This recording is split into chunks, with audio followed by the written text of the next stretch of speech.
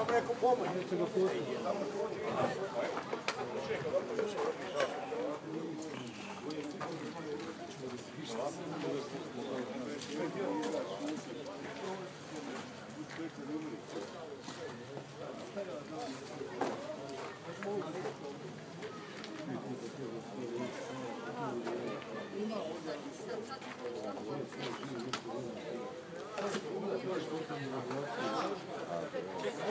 Ja sam bio tamo 100 metara od čega štripa.